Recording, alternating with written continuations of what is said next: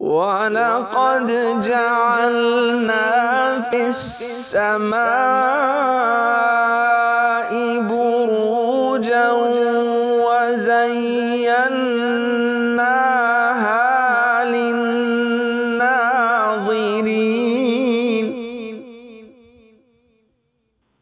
وحفظناها من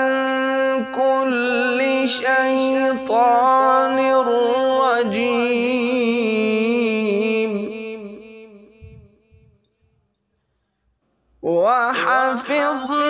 وحفظناها من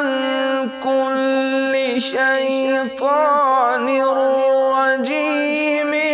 إلا من استرق السمع فأتبعه شهاب